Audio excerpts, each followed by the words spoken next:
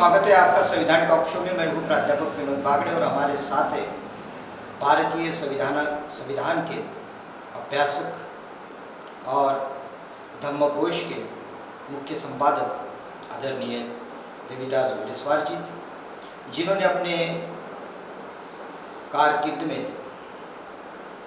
भारतीय संविधान डिबेट्स जो था उनका अनुवाद मराठी में किया। तो जब भी हम भारतीय संविधान की बात करते हैं तो भारतीय संविधान की नींव किस प्रकार से रखी गई, डॉक्टर बाबा साहब अम्बेडकर उनका सामाजिक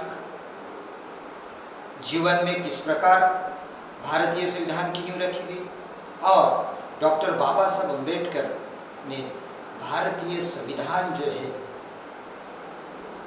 उनको भारतीय संविधान के शिल्पी क्यों कहा जाता है।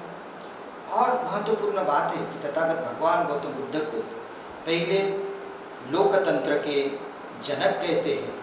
तो आइए इस एपिसोड में, इस भाग में हम जानते हैं कि डॉक्टर बाबा साहब अम्बेडकर ने भारतीय संविधान में जो उनका प्रवेश है वो किस प्रकार से हुआ और भारतीय संविधान की नींव किस प्रकार से रखी गई।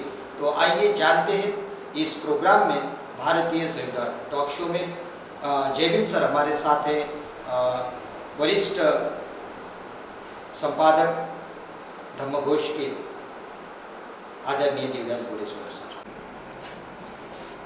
डॉक्टर बाबा साहब अम्बेडकर भारत के संविधान सभा में यह घोषित करते हैं 25 नवंबर 1949 को कि उन्होंने भारत के संविधान में जो लोकतांत्रिक गणराज्य की संकल्पना प्रस्तुत की है वह उन्होंने फ्रांस की क्रांति से नहीं ली है।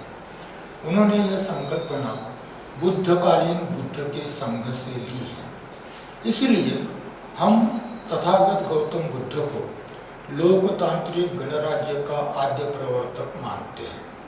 इसलिए सर्वप्रथम आज जब हम भारत के संविधान की, भारत के संविधान के निर्माण की, भारत के संविधान के निर्माता परम पूज्य डॉक्टर बाबा साहब अम्बेडकर की, और आज विशेष तौर पर हम बात करने जा रहे हैं कि भारत की संविधान सभा में माननीय डॉक्टर बी.आर. अम्बेडकर के प्रवेश की बात करने जा रहे हैं, उस उपलक्ष्य में सर्वप्रथम मैं तथागत गौतम बुद्ध को लोकतांत्रिक गणराज्य का आद्य प्रवर्तक इस नाते विनम्र अभिवादन करता हूँ, उन्हें वंदन करता हूँ। भारत के संविधान के निर्माता परम पूज्य डॉक्टर बाबा साहब अम्बेडकर को विनम्र अभिवादन।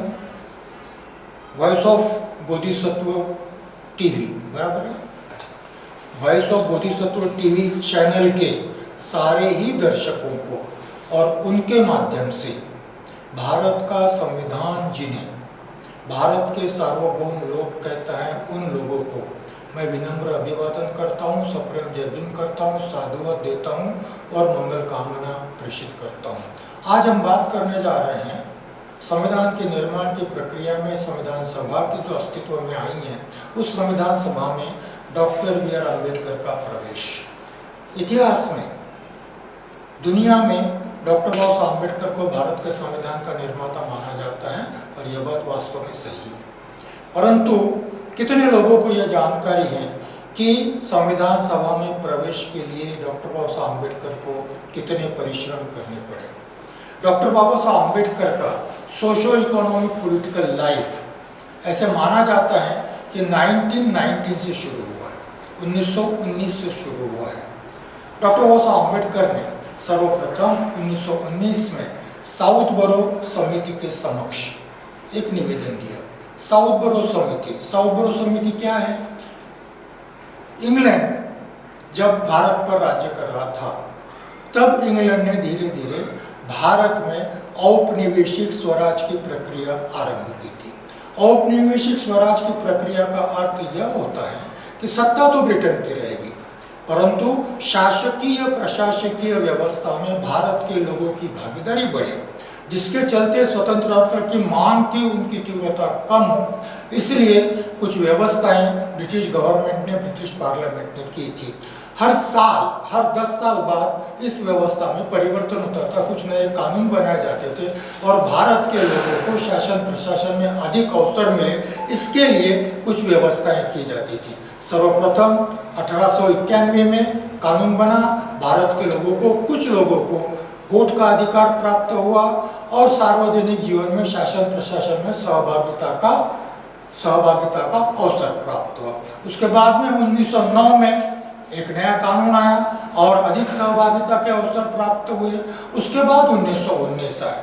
1919 में डॉक्टर आम्बेडकर ने सोचा कि हम पददलित वर्गों के लिए, उस समय अपने आप को हम अस्पृश्य कहते थे, हम अस्पृश्य वर्गों के लिए भी शासन प्रशासन में भागीदारी के अवसर मिलने चाहिए, क्योंकि हम भी भारत की प्रजा हैं, हम भी ब्रिटिशों की प्रजा है, हम भी मनुष्य हैं, हमें भी यह अधिकार होना चाहिए। और इसीलिए भारत के अछूतों की ओर से, भारत के अनटचेबल्स की ओर से डॉक्टर बी आर अम्बेडकर ने 1919 में जो साउथ बरो समिति आई थी, जो सोच के आई थी, जो इसलिए आई थी कि भारत के लोगों का शासन प्रशासन में अधिक सहभाग बढ़े, इसलिए आई थी। इसलिए डॉक्टर बी आर अम्बेडकर ने यह सोचा कि इस समिति को एक निवेदन दिया जाए। डॉक्टर अम्बेडकर ने 1919 में एक निवेदन दिया समिति को। उस निवेदन में कुछ बातें कही गई थी।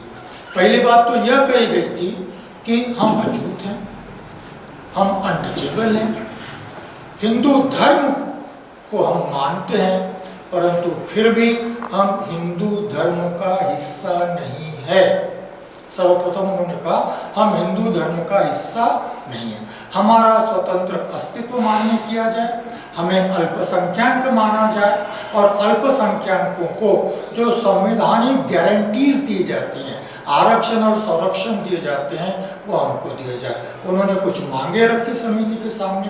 पहली मांग तो यह थी कि अछूतों का स्वतंत्र अस्तित्व हिंदू समाज से, हिंदू धर्म से नहीं कहा उन्होंने, हिंदू समाज से स्वतंत्र अस्तित्व मान्य किया जाना चाहिए। दूसरी मांग उनकी यह थी कि हमें भी वोट का अधिकार मिलना चाहिए। दूसरी मांग ये थी कि हमें भी वोट का अधिकार मिलना चाहिए। तीसरी बात यह थी कि हमें भी निर्वाचित इकाइयों में, विधानमंडल है, उन विधानमंडलों में हमें भी प्रतिनिधित्व मिलना चाहिए और वह प्रतिनिधित्व पर्याप्त होना चाहिए और हमारा प्रतिनिधित्व हम ही करें। इसके लिए हमें कम्युनल कॉन्स्टिट्यूएंसीज, सांप्रदायिक निर्वाचन क्षेत्र की व्यवस्था की जानी चाहिए। डॉक्टर आम्बेडकर कहते हैं कि आप लोकप्रिय सरकार की बात करते हो, पॉपुलर गवर्नमेंट की बात करते हो, पीपल्स गवर्नमेंट की बात करते हो।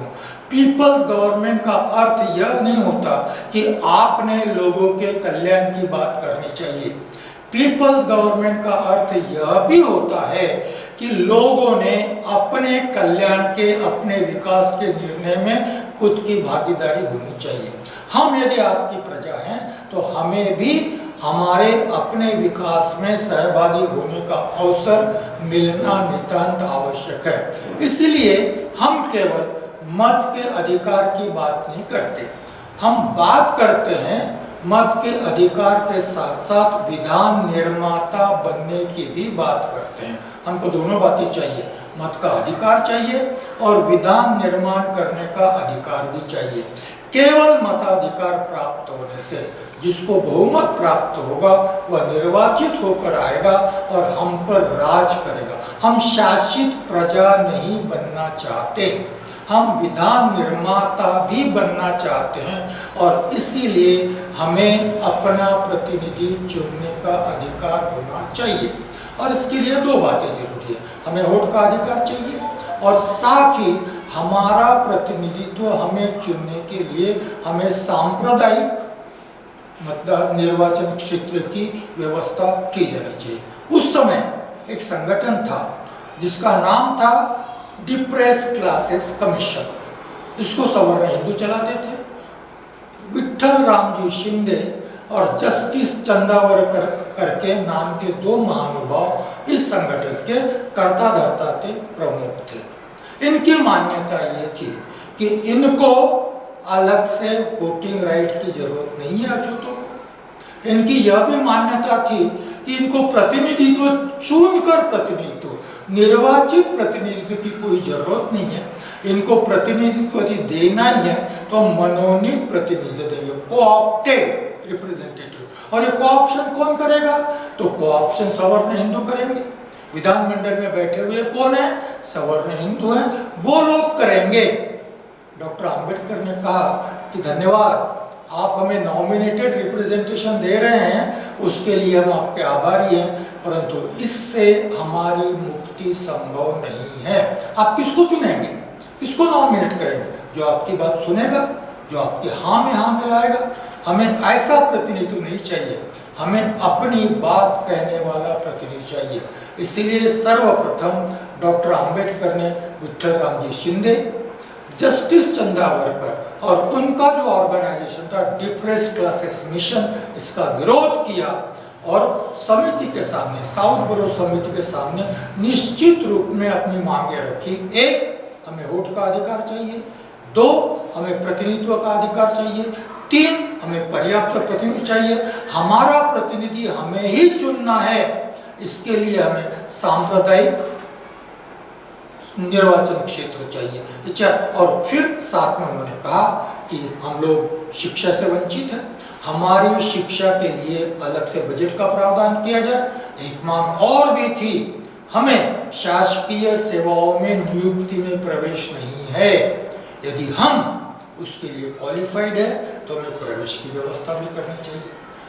और यहीं पर 1919 में एक और बात सामने आई। डॉक्टर अंबेडकर बड़े आग्रह से कहते हैं, बड़े निश्चित शब्दों में कहते हैं कि कांग्रेस हमारा भला नहीं चाहती, कांग्रेस हमारा भला नहीं चाहती, इसीलिए हमारे लिए जो हम सांप्रदायिक निर्वाचन क्षेत्र की बात करते हैं उसका विरोध करती हैं। कांग्रेस के विरोध के कोई मायने नहीं है। समिति ने, साउथ बोरो समिति ने कांग्रेस के विरोध को कोई भी तवज्जो नहीं देनी चाहिए, कोई भी महत्व नहीं देना चाहिए। इस प्रकार से डॉक्टर बी.आर. अंबेडकर का सार्वजनिक जीवन में प्रवेश हुआ। प्रवेश एक निश्चित ध्येय था कि जब तक हम शासन प्रशासन का हिस्सा नहीं बनते, आम आदमी की भाषा में कहना हो तो जब तक हम सत्ता में भागीदार नहीं होते, तब तक हमारी स्थिति में कोई भी परिवर्तन होने वाला नहीं है। हमें सत्ता में जाना है, हमें सत्ता में भागीदारी चाहिए और सत्ता में भागीदार होकर ही हम अपनी स्थिति में परिवर्तन कर सकते हैं। सवर्णों की कोई भी संगठन हो वो हमारे काम का नहीं, गांधी और कांग्रेस हमारा कोई भला नहीं करने वाले हैं।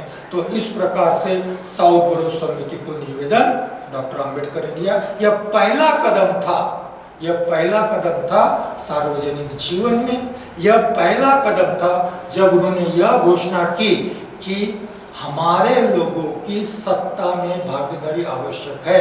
साउथ बोरो समिति एक प्रकार से औपनिवेशिक भारत के लिए संविधान के निर्माण की प्रक्रिया को गतिशील कर रही थी। औपनिवेशिक भारत के लिए भी संविधान की जरूरत थी। संविधान आगे चलकर बनने वाला था, ब्रिटिश और ब्रिटिश पार्लियामेंट बनाने वाले थे, परंतु 1919 में यह प्रक्रिया आरंभ हो चुकी थी। तो इस प्रकार से डॉक्टर अंबेडकर का परतंत्र भारत के संविधान के निर्माण में और आगे चलकर स्वतंत्र होने वाले भारत के संविधान के निर्माण में योगदान देने का अवसर डॉक्टर अंबेडकर को प्राप्त हुआ। पहला निवेदन साउथ बोरो समिति को देने की बात। डॉक्टर अंबेडकर अकेले थे, उनके पीछे कोई संगठन नहीं था, उन्होंने कभी संगठन की बात सोची नहीं थी। उनको लगा कि मैं एक निवेदन ड्राफ्ट कर सकता हूँ, देना चाहिए। परंतु बाद में उन्हें लगा कि मैं अकेला ही चला था, कब तक अकेला चलूंगा? जब तक मेरे लोग मेरे साथ में नहीं होंगे, जब तक मेरे लोग मेरे साथ नहीं जुड़ेंगे, जब तक काफिला बनता नहीं जाएगा, तब तक हम लोगों के मुक्ति का मार्ग प्रशस्त नहीं होगा। और इसीलिए 1924 में डॉक्टर अंबेडकर बात करते हैं संगठन बनाने की, और पहला संगठन बनता है सामाजिक संगठन, उसको कहिए, उसको हम कहते हैं बहिष्कृत हितकारिणी सभा। 1924 में पॉलिटिकल ऑर्गेनाइजेशन नहीं बनाया उन्होंने, पॉलिटिकल ऑर्गेनाइजेशन नहीं बनाया उन्होंने क्या बनाया, एक सामाजिक संगठन बनाया। उद्देश्य था, दो उद्देश्य थे डॉक्टर अंबेडकर, जीवन भर दो उद्देश्यों के लिए काम किया है। एक तो सत्ता में भागीदारी, और दो हमारा समाज सबसे अच्छा शिक्षित होना चाहिए। शिक्षा के बगैर मुक्ति नहीं है। और इसीलिए बहिष्कृत हितकारिणी सभा के उद्देश्य में लिखा गया है कि अछूतों में, पददलितों में, पिछड़े लोगों में शिक्षा के प्रचार प्रसार के लिए यह संगठन काम करेगा, और साथ ही हॉस्टल बनाएगा, स्कूल चलाएगा, हॉस्टल की सुविधाएं प्रदान करेगा, और इस समाज में शिक्षा का प्रचार प्रसार करेगा। और इसी समय डॉक्टर अंबेडकर ने प्रसिद्ध इस संगठन का घोष वाक्य दिया। आज भी मैं एक पेपर पढ़ रहा था, बहुत गलत लिखते हैं लोग, एजुकेट, एजिटेट और ऑर्गेनाइज, यह है वो घोष वाक्य। एजुकेट, एजिटेट और ऑर्गेनाइज, बहुतांश जगह पर एजुकेट, ऑर्गेनाइज, एजिटेट लिखा जाता है। ओरिजिनली यदि देखो तो एजुकेट, एजिटेट, ऑर्गेनाइज ऐसा आपको दिखाई पड़ा। शिक्षा, संघर्ष, संगठन, शिक्षा, संघर्ष, संगठन, यह प्रक्रिया कुछ दिन पहले मैं सोच रहा था कि क्या ये लीनियर है, पहले पढ़ो, फिर संघर्ष करो, फिर संगठन बनाओ, ऐसी प्रक्रिया है, या ये सर्कुलर साइमल्टेनियसली चलने वाली प्रक्रिया है। मुझे रियलाइज हुआ कुछ दिनों के बाद में डॉक्टर बाबा साहब अम्बेडकर क्या सोचते थे मालूम नहीं, मगर मुझे लगता है यह सर्कुलर प्रक्रिया है। इसको हम वर्चुअस सर्कल कहेंगे, इसको वर्चुअस सर्कल। पढ़ने लिखने के बाद, पढ़ना लिखना मतलब क्या होता है, हम इसको प्रबोधन भी कह सकते हैं, कॉन्सेंटाइजेशन भी कह सकते हैं, मतलब स्कूल कॉलेज में जाना उसको पढ़ना कहते हैं, परंतु यह विपरीत नहीं है। इसका अर्थ क्या होता है, प्रबोधन का अर्थ होता है सोचने की क्षमता देना, व्यक्ति को सोचने की क्षमता देना। व्यक्ति को सोचने की क्षमता मिल जाएगी, सब सोचने की क्षमता मिलने के बाद वो सोचेगा कि भाई मैं अछूत क्यों हूँ, मेरी ऐसी स्थिति क्यों है, मुझे क्यों भूखा सोना पड़ता है, मुझे क्यों लोग दूर रखते हैं, मेरे स्पर्श से क्यों ये अपवित्र हो जाते हैं, ये सोचता है। और जब ये प्रश्न उसके सामने उपस्थित हो गए तो स्वाभाविक है वो संघर्ष की बात करेगा।